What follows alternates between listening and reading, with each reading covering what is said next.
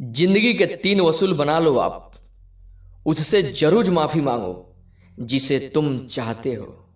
उसे कभी मत छोड़ो जो तुम्हें चाहता हो। उससे कभी कुछ न छिपाओ जो तुम पर बेइंतहा भरोसा करता हो। जो आपकी भावनाओं को समझकर भी आपको तकलीफ देता हो, वो कभी आपका अपना नहीं हो सकता।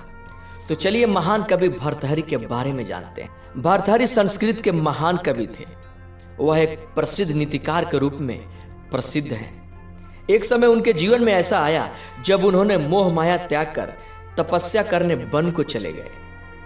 तपस्या कर उन्होंने कई नीति श्लोक और पुस्तकें लिखी, जिसे आप अपने रोजमर्रा के जीवन में अपनाकर अपने जीवन की दिशा दशा सुधार सकते हैं।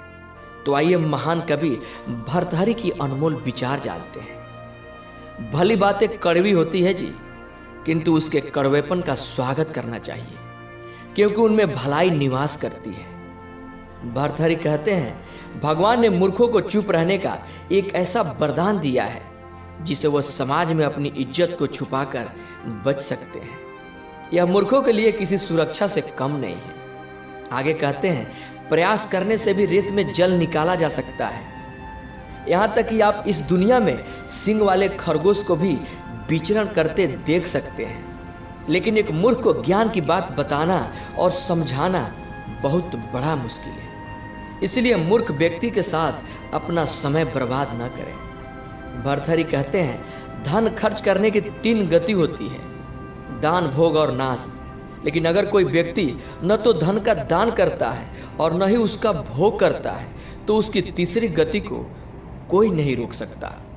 सफल और खुश राजा वही होता है जो अपने प्रजा की खुशी के बारे में हमेशा सोचता है। जिस दिन वो अपनी प्रजा के बारे में सोचना बंद करता है, उस दिन से उसका बुरा वक्त शुरू हो जाता है। अगर क्षमा है तो किसी कवच की जरूरत नहीं, क्रोध है तो दूसरे शत्रुओं की, और विद्या है तो धन संचय की जरूरत नहीं। अगर क्षमा करने का और क्षमा मांगने का भाव है तो किसी कवच की क्या जरूरत है। अगर स्वभाव में क्रोध है तो दूसरे शत्रुओं की क्या जरूरत है।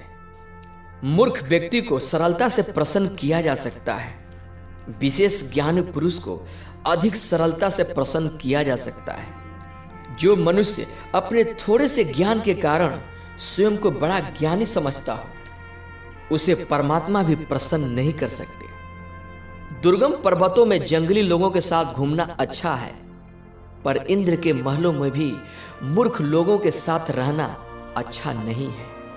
हे राजाओं, विद्या नाम का धन जिनके पास है, उनके सामने घमंड मत करो। उन विद्या रूपी धनवानों की बराबरी कौन कर सकता है। शुद्ध रूप में धारण की गई एकमात्र बाणी ही मनुष्य की शोभा बढ़ाती है। शेष सब गहने सदैव नष्ट होते रहते हैं। केवल वाणी रूपी गहना ही सच्चा आभूषण है। धन्यवाद।